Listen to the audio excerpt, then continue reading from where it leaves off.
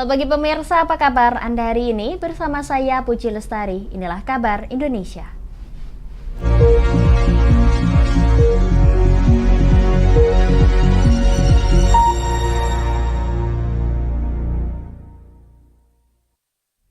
Pemirsa, Direktur Parameter Politik Indonesia atau PPI Adi Prayitno mengatakan dukungan relawan pro-Jokowi atau Projo kepada Prabowo Subianto bisa dimaknai sebagai keputusan politik Presiden Joko Widodo pada Pilpres 2024. Sementara itu, politisi PDI Perjuangan Deddy Sitorus menilai sikap Projo tidak serta-merta sama dengan pilihan politik Presiden Joko Widodo secara pribadi.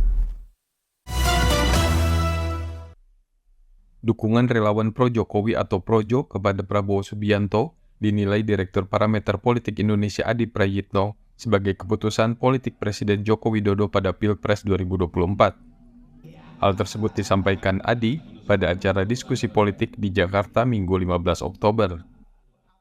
Sebelumnya, kelompok Projo mendeklarasikan dukungan kepada Prabowo di Kertanegara, Jakarta Selatan pada Sabtu 14 Oktober usai menghadiri Rakernas Projo di Kompleks GBK Senayan.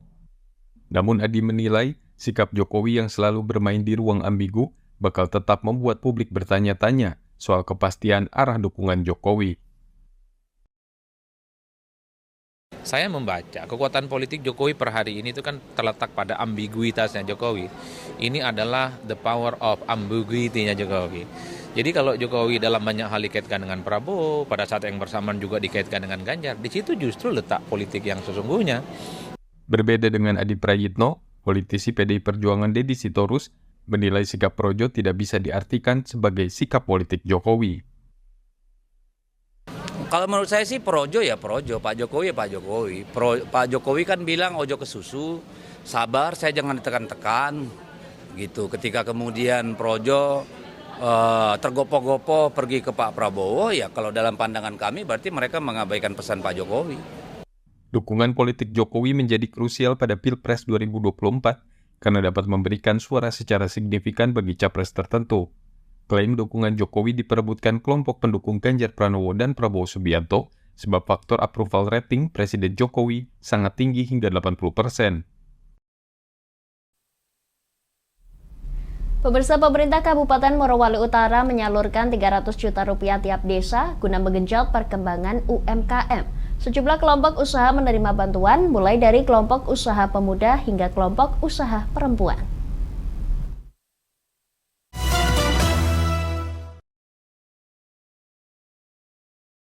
Pemerintah Kabupaten Morowali Utara menyalurkan bantuan sebesar Rp300 juta di setiap desa yang ada, guna meningkatkan kesejahteraan masyarakat. Dana ini diperuntukkan kepada kelompok UMKM yang ada di desa, baik kelompok usaha pemuda, kelompok usaha perempuan, dan sejumlah kelompok usaha lain. Bupati Morowali Utara, Dr. Delis Julkarson Hehi mengatakan, perkembangan desa yang ada di Morowali Utara sangat signifikan, yang terlihat dari tidak lagi adanya desa tertinggal. Keuangan khusus desa atau BKK sebesar Rp300 juta setiap desa. Ini diperuntukkan untuk UMKM yang ada di desa bagi kelompok usaha perempuan, kelompok usaha pemuda maupun kelompok usaha lainnya. Perkembangan desa di Kabupaten Morowali Utara ini sangat signifikan. Dari dahulunya kita masih punya 27 desa sangat tertinggal, hari ini kita sudah tidak memiliki desa yang sangat tertinggal. Nah, tentunya ini sebuah kerja-kerja yang baik dari pemerintah desa tentunya dan pemerintah daerah bersama seluruh masyarakat. Saat ini tercatat secara administrasi terdapat 10 kecamatan, 122 desa, dan 3 kelurahan yang ada di Kabupaten Morowali Utara.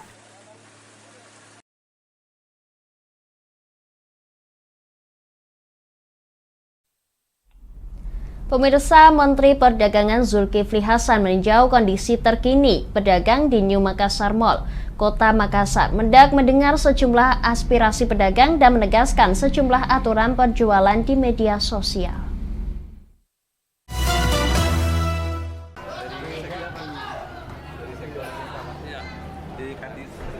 Menerima banyak keluhan dari para pedagang yang mengalami penurunan omset sejak menjamurnya penjual di media sosial, Menteri Perdagangan Zulkifli Hasan menegaskan bahwa media sosial bukan tempat untuk berjualan. Hal ini disampaikan saat meninjau kondisi para pedagang di New Makassar Mall Minggu 15 Oktober. Agar tidak ada pihak yang dirugikan, Mendak mengatakan merevisi Peraturan Permendak Nomor 50 Tahun 2022 menjadi Permendak Nomor 31 Tahun 2023. Yang isinya kalau media sosial nggak boleh jualan, dia media sosial saja, ya kan? Kalau dia mau jadi sosial commerce harus ada izin dan persyaratannya. Nah, sosial commerce itu hanya boleh iklan dan promosi saja. Gitu. Kalau dia mau jadi e-commerce, syaratnya lebih banyak lagi agar tidak mematikan toko-toko kita ini. Sementara itu, seorang pedagang New Makassar Mall, Rifandi Rifai, mengatakan omsetnya mengalami penurunan yang cukup tinggi dikarenakan persaingan pasar di media sosial yang melibatkan akun dengan pengikut yang banyak. Saya biasanya bisa dapat 40 juta sehari, 30 juta, 40 juta. Sekarang 1 juta pun sudah cukup. Jam segini belum ada penjualan saja. Jam segini.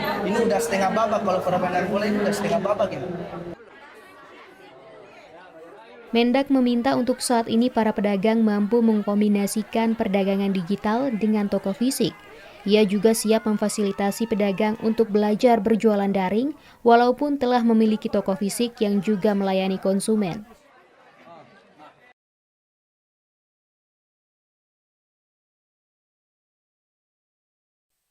Pemirsa, kami akan kembali setelah jeda pariwara berikut ini. Tetap bersama kami di Kabar Indonesia.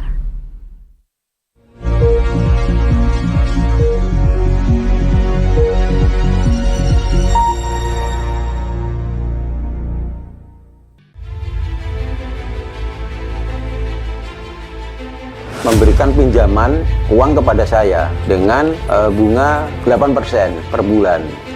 Membedah opini narasumber, menggali lebih dalam untuk mendapatkan perspektif baru yang lebih faktual. Masalahnya, nota perbaikan kapal itu semua ada di saya. Kenapa Tomo bisa menunjukkan? Demi mendapatkan informasi yang solutif dan terpercaya dalam Bedah Opini. Setiap Rabu jam 11 siang hanya di Lingkar TV.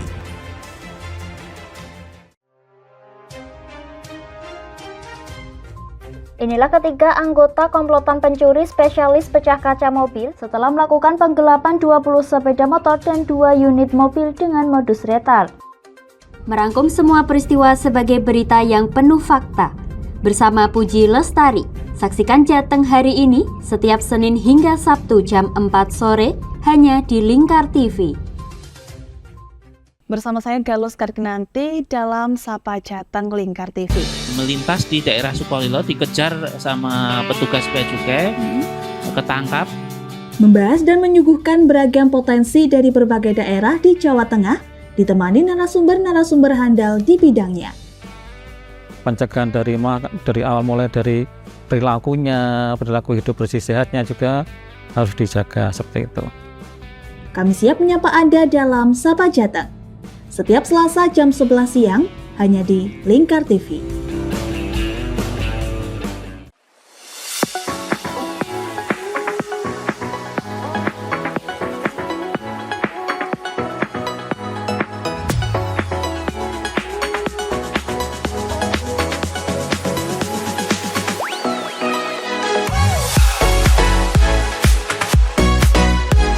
Kami ya, Dinas Lembaga, kami mempersembahkan sebuah store busana muslim modern ya untuk masyarakat Jateng sini.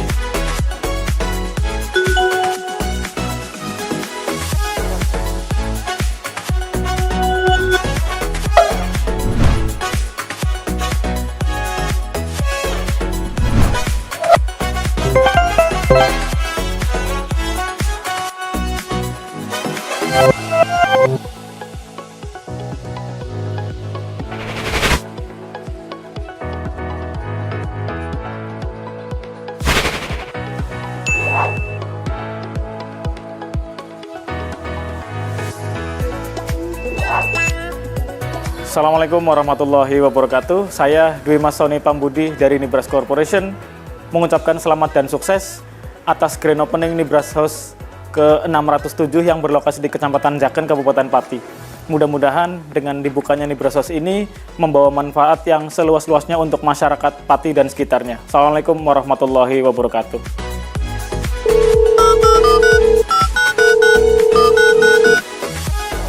Selamat buat grand opening Nibras House Pati Jaken.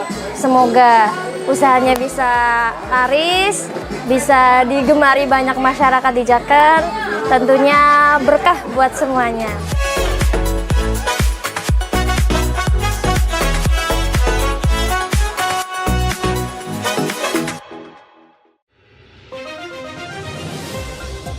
Modus kedua pelaku ini berpura-pura kehabisan bahan bakar kendaraan. Setelah pelaku dibantu, mereka kemudian melakukan kekerasan dan mengambil paksa sepeda motor korban. Saat tiba di lapangan terbang Okbab, rombongan langsung dihadang 5 orang yang mengaku sebagai anggota KKB. Yakni melakukan bujuk rayu kepada korban yang merupakan santriwati pada momen kegiatan belajar mengajar khusus. Menyajikan informasi-informasi hangat dan terpercaya bersama Kabar Indonesia, setiap Senin hingga Sabtu jam 7 pagi, hanya di Lingkar TV.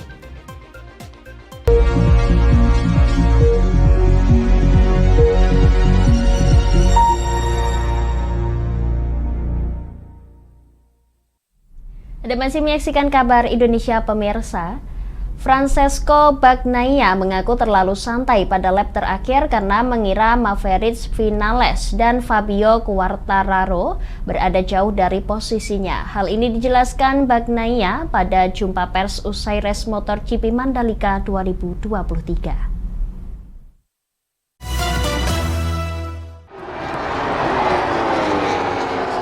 Pembalap tim Ducati Lenovo Francesco Bagnaia atau Pecco mengaku kaget pada putaran akhir race karena hampir disusul oleh Maverick Vinales dan Fabio Quartararo.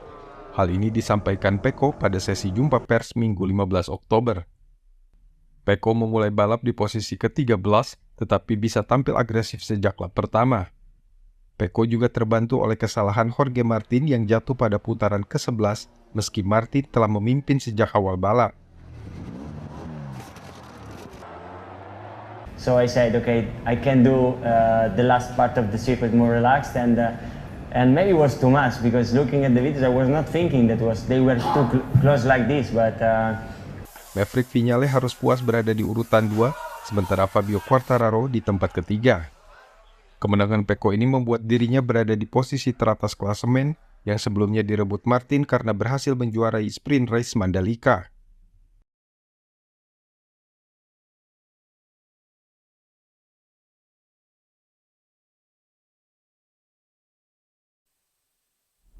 Pemirsa, Kepala Bagian Operasional PT Transportasi Global Mandiri atau TGM Fajar Ek Wahyudi memastikan feeder LRT atau angkutan pengumpan yang selama ini digunakan oleh masyarakat Palembang akan tetap beroperasi seperti biasanya.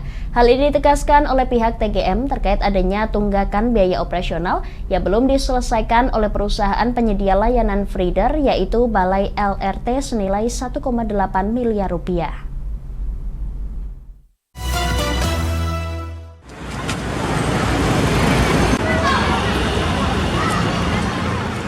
PT Transportasi Global Mandiri (TGM) sebagai operator feeder atau angkutan pengumpan lintas rel terpadu di Palembang memastikan akan tetap memberikan pelayanan angkutan seperti biasa meski adanya tunggakan pembayaran biaya operasional dari Balai Kereta Api Ringan Sumatera Selatan atau Balai LRT untuk periode bulan Juni dan Juli. Sebagai penyedia layanan feeder, Balai LRT seharusnya membayarkan biaya operasional kepada PT TGM yang disebut oleh Badan Pemeriksa Keuangan Provinsi BPKP Sumatera Selatan berjumlah sebesar 1,8 miliar rupiah. Kepala Bagian Operasional PT TGM Fajar Ek Wahyudi pada Sabtu 14 Oktober menyebutkan Balai LRT berjanji akan membayar tunggakan biaya operasional tersebut paling lambat akhir bulan ini. Jadi itu proses sekarang sudah mulai pencairan, sudah bisa diproses. Tinggal nanti menunggu pencairannya kapan. Artinya tetap operasional tidak ada Untuk saat ini kita belum ada arahan dari pusat, jadi sementara tetap kita komitmen untuk jalan seperti biasa sesuai kontrak yang ada. Dijelaskan oleh Fajar bahwa tunggakan yang belum terbayarkan tersebut diantaranya adalah gaji karyawan dan biaya perawatan angkutan. Ia pun berkomitmen untuk tetap mempertimbangkan kepentingan masyarakat dalam setiap tahapan kebijakan yang harus diputuskan terkait layanan transportasi massal ini.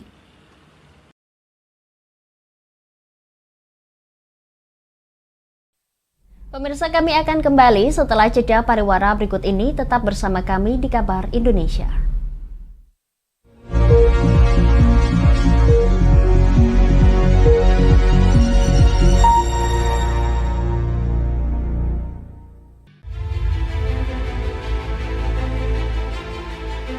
Memberikan pinjaman uang kepada saya dengan bunga 8% per bulan. Membedah opini narasumber, menggali lebih dalam untuk mendapatkan perspektif baru yang lebih faktual. Masalahnya, nota perbaikan kapal itu semua ada di saya. Kenapa Tomo bisa menunjukkan? Demi mendapatkan informasi yang solutif dan terpercaya dalam Bedah Opini. Setiap Rabu jam 11 siang hanya di Lingkar TV.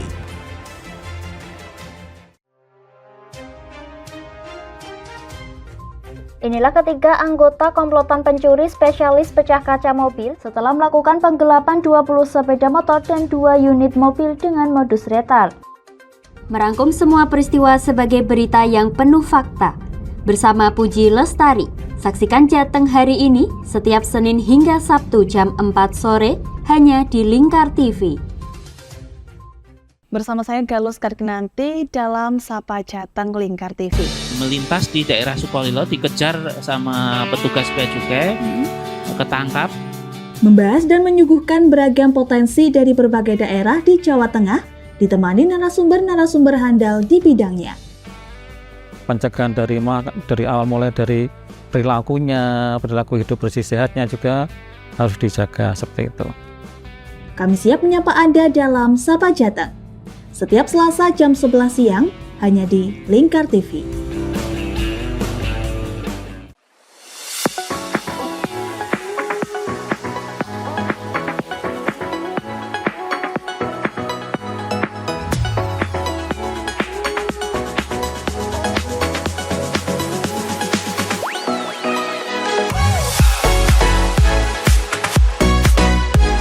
Kami ya, dengan bangga kami mempersembahkan sebuah store busana muslim modern ya untuk masyarakat Jateng sini.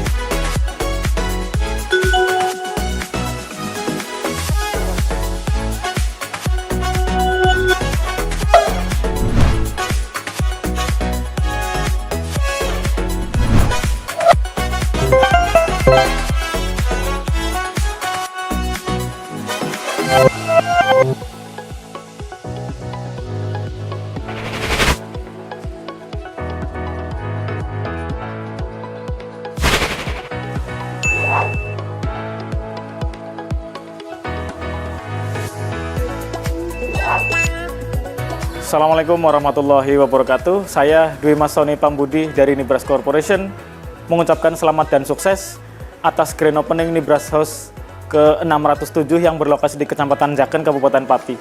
Mudah-mudahan dengan dibukanya Nibras House ini membawa manfaat yang seluas-luasnya untuk masyarakat Pati dan sekitarnya. Assalamualaikum warahmatullahi wabarakatuh.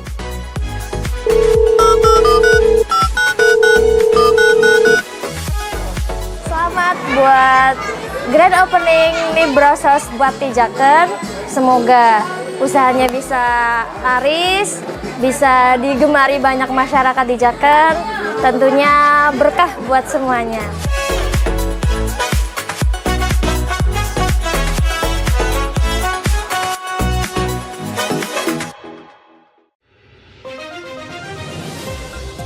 Modus kedua pelaku ini berpura-pura kehabisan bahan bakar kendaraan. Setelah pelaku dibantu, mereka kemudian melakukan kekerasan dan mengambil paksa sepeda motor korban. Saat tiba di lapangan terbang Okbab, rombongan langsung dihadang 5 orang yang mengaku sebagai anggota KKB.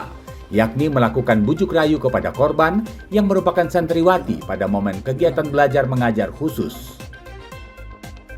Menyajikan informasi-informasi hangat dan terpercaya bersama Kabar Indonesia setiap Senin hingga Sabtu jam 7 pagi hanya di Lingkar TV.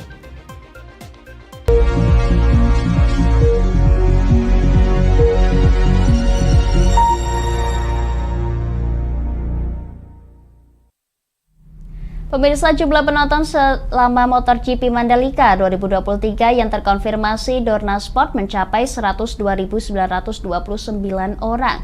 Menteri Pariwisata dan Ekonomi Kreatif Sandiaga Salahuddin Uno berharap dari gelaran MotoGP dapat membantu dampak ekonomi yang ditargetkan pada angka 4,5 triliun rupiah dapat terwujud.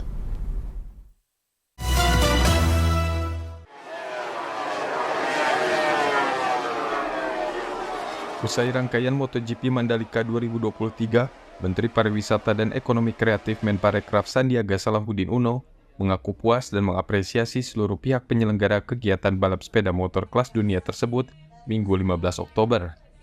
Sandiaga menyebut dirinya mendengar banyak pujian dari pembalap dan ofisial tentang keberhasilan Indonesia menyelenggarakan MotoGP di sirkuit Mandalika untuk kali kedua. Menparekraf telah mengonfirmasikan kepada Dorna Sport terkait total penonton yang hadir mencapai 102.929 selama 3 hari MotoGP berlangsung. Kini pemerintah sedang menghitung dampak ekonomi dalam melaksanakan Branding Wonderful Indonesia yang ditarget sekitar 4,5 triliun rupiah. Dan kami akan mengkaji dampak ekonomi secara keseluruhan, tapi kami targetkan sekitar 4,5 triliun rupiah yang merupakan angka yang menyamai tahun lalu, tapi kita harapkan akan ada peningkatannya. Kita akan berharap lebih banyak lagi kerjasama yang baik di antara kita semua. Sandiaga menilai Mandalika telah berhasil menjadi kawasan ekonomi terpadu dan pusat olahraga otomotif di Indonesia. Selain itu, Branding Wonderful Indonesia melalui MotoGP ini telah membuat pariwisata Indonesia lebih dikenal oleh masyarakat dunia.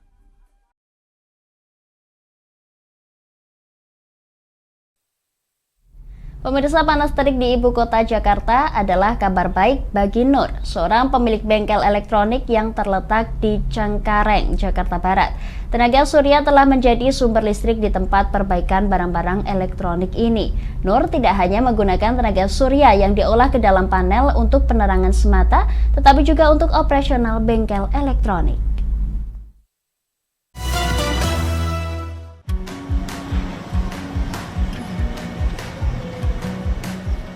Sebuah bengkel elektronik di kawasan Cengkareng, Jakarta Barat, sejak tahun 2019 telah memulai perjalanan menarik menuju keberlanjutan energi dan efisiensi finansial dengan menggunakan panel surya.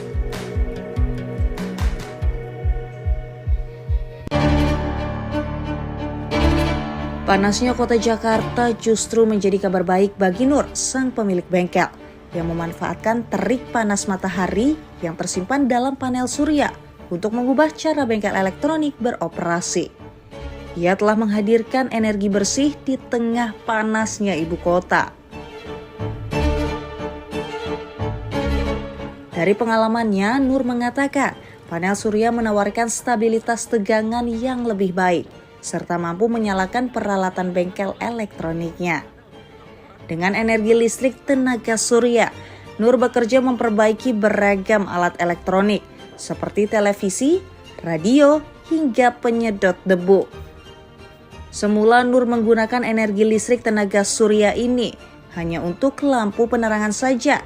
Seiring berjalannya waktu, penggunaan panel surya yang semula berskala kecil diperluas menjadi skala besar untuk bisa mendukung operasional bengkel secara keseluruhan. Menurut Nur, panel surya memungkinkan bengkelnya untuk menghemat energi secara signifikan. Dengan memanfaatkan energi matahari sebagai sumber listrik utama, ia pun mampu mengurangi ketergantungan listrik PLN. Nur mengisahkan, semakin besar skala panel surya digunakan, semakin besar pula penghematan yang diperoleh. Siapa sangka dengan investasi panel surya, bengkel elektronik Nur kini mampu mengurangi tagihan listrik hingga 100% di tahun 2023.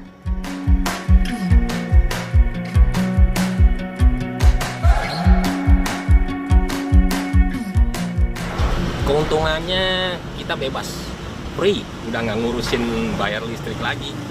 Listrik aja di sini udah ganti, yang tadinya pakai meteran pasca bayar, sekarang saya rubah jadi prabayar. Karena kalau pasca bayar tetap kita bayar abonemen.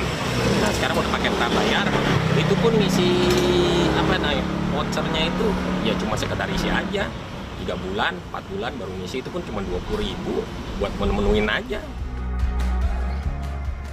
Nur menambahkan, meskipun panel surya mampu menyelamatkannya dari tagihan biaya listrik, namun perlu ada perawatan secara rutin, seperti memasang kipas kecil pada alat kontrol panel untuk meredam panas, dan secara rutin memantau dan membersihkan panel surya agar dapat menyerap energi dari matahari dengan maksimal. Penggunaan panel surya pada bengkel elektronik ini menunjukkan manfaat finansial jangka panjang, sekaligus berkontribusi pada keberlanjutan lingkungan yang bersih dan sehat.